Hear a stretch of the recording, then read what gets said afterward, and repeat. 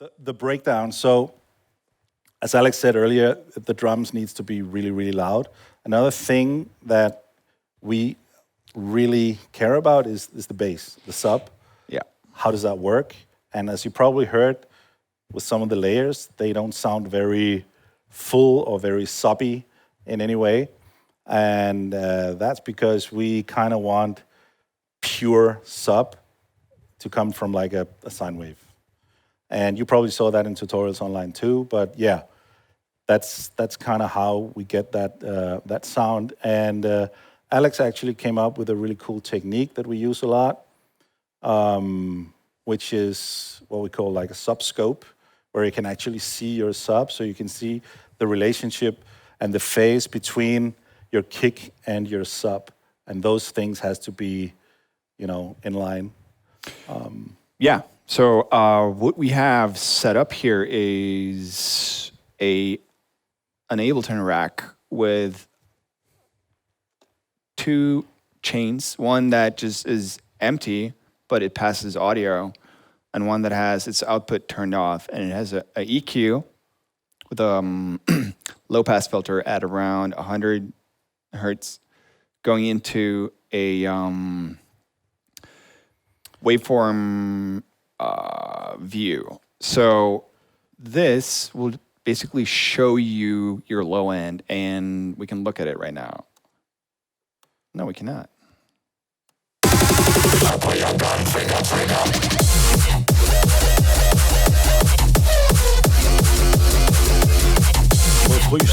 Okay. Ska jag nu kommer halta. Let's go. So, this is kind of a tool that you need to learn how to read, but I guess you can see it.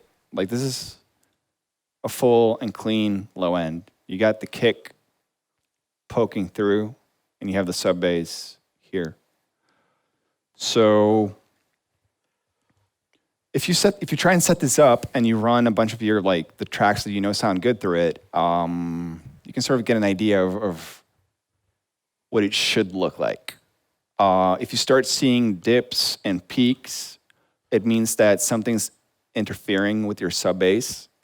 And really, if you just want to fix it, you take every single element of your track, put it through a group, and you high pass it.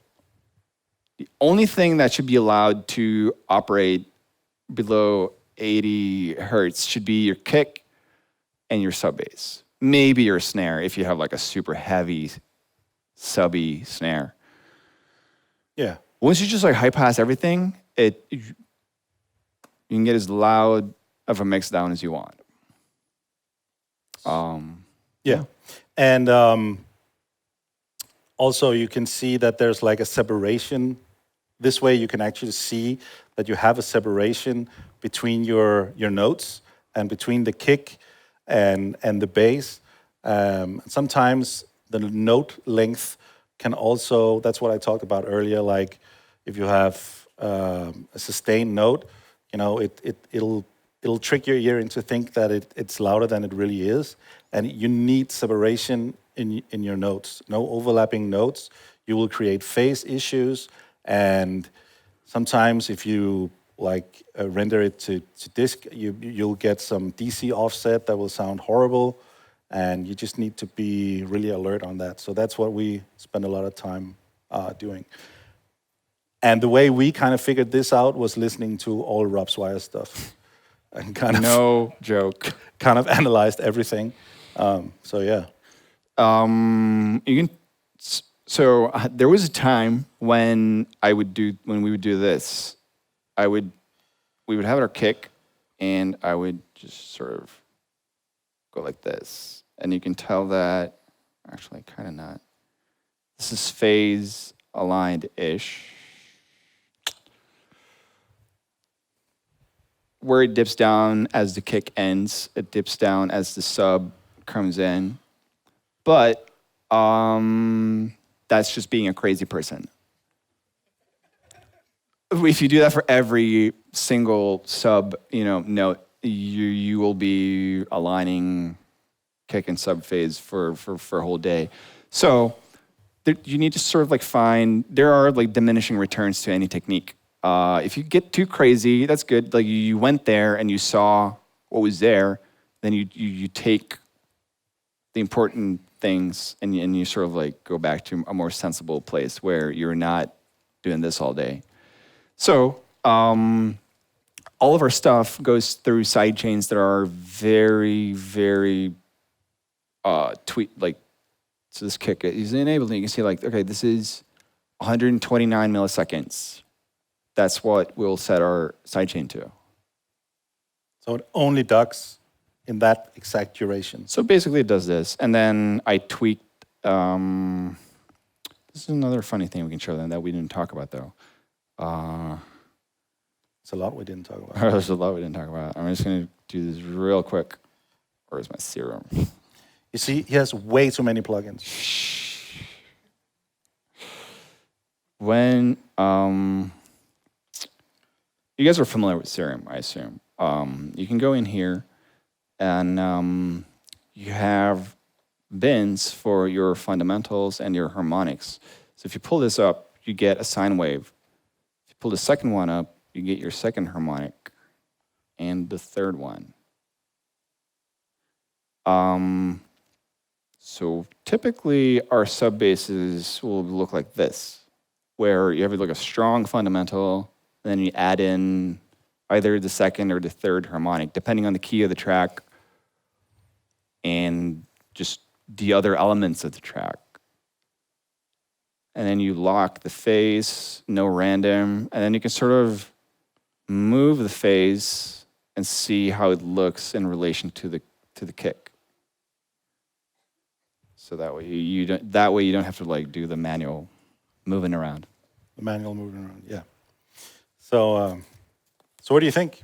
Is it cool technique or a shit technique? Nice song. That's good. What else have we got? So, yeah, what else have we got? So, this was the subscope thing. So, we talked about gain staging and the sub. Then we have, obviously, also one of our, like, what do you call it? Difficulties is the mid-side issue. How to get a proper mid-side thing, because you can easily fuck your mix up with having too much sides. You will have a dull sounding mix when it goes into mono, or you'll have a phase issue really easily. And especially if you use samples and some soft synths, they really, they just put on too much widening of some sort that kind of just tricks you into thinking that, oh, this sound is great. But it's not.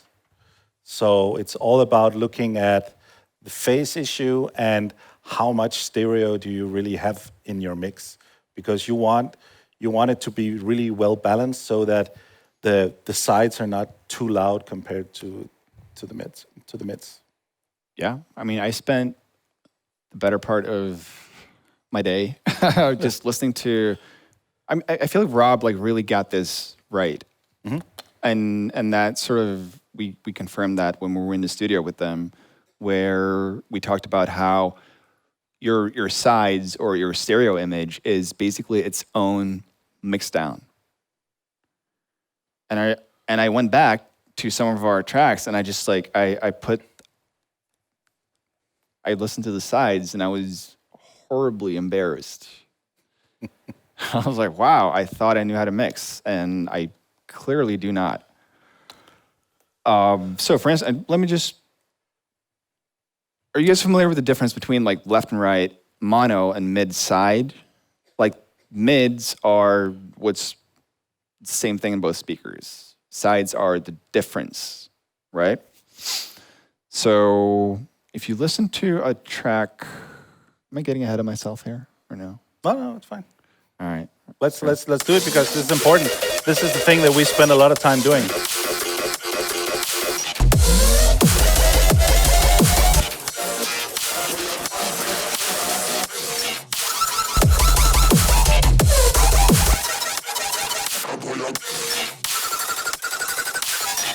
So even just listening to our stereo signal, you can kind of clearly tell what the track is all about.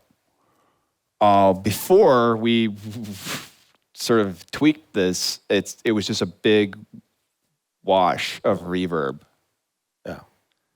And noise. And it's every track is kind of different. We had the Extraordinary thing that we talked about. True. Where I don't know if you want to go through the technique of just I can just tell we had a song that came out on Monster Cat called Extraordinary, and I was working on it. And I was like, Alex, dude, I can't. You have to take over now because I can't figure out this stereo issue. It fucks me up. I feel like it's washed out and there's no presence in the mix, and kind of fucked me up.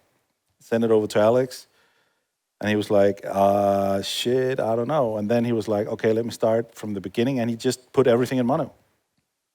But just Ableton utility, and I just picked left or right. Doesn't matter. You just need to make everything mono. So he sent me stems, and I put them all in mono.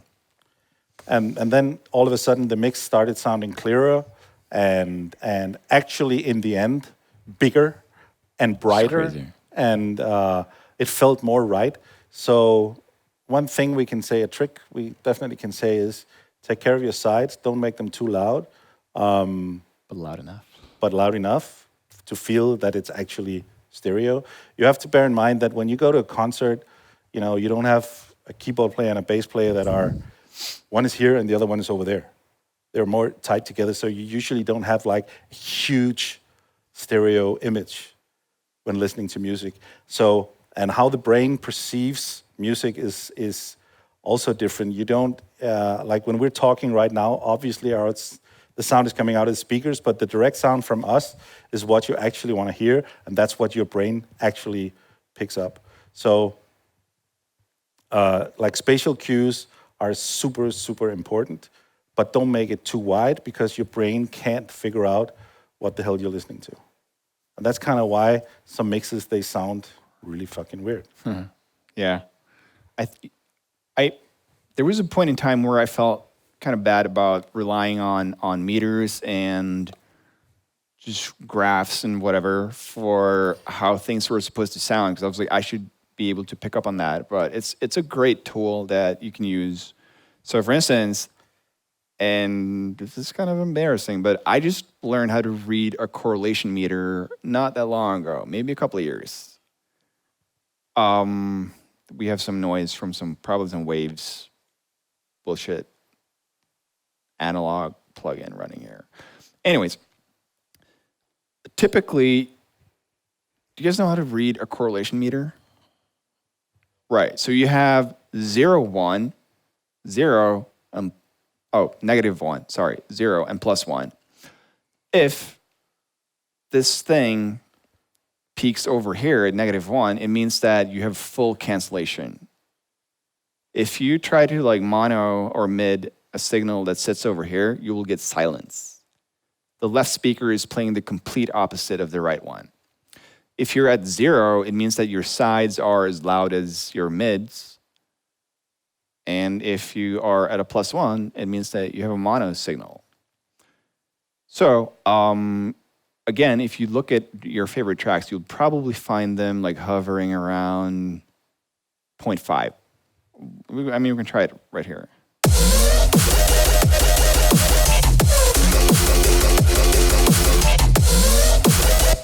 Does that mean this is their favorite track? Oh, yeah. Oh, yeah. So this is just an average of your whole thing. Another cool thing that I'd recommend looking into is this Voxengo plugin called, I always forget what it's called, FA 979. It gives you a frequency spectrum-based phase overview. Phase correlate. I can't even. So, let's just look at it.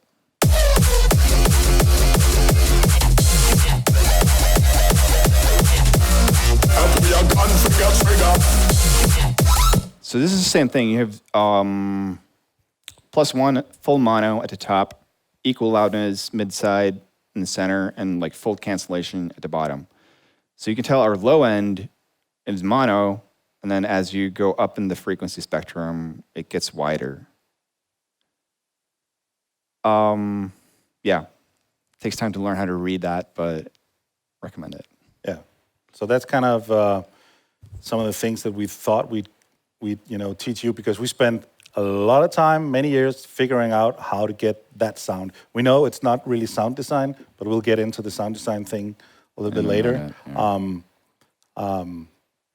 But yeah, that's kind of the best tips we can give you is mid-sides, clean sub, and gain staging.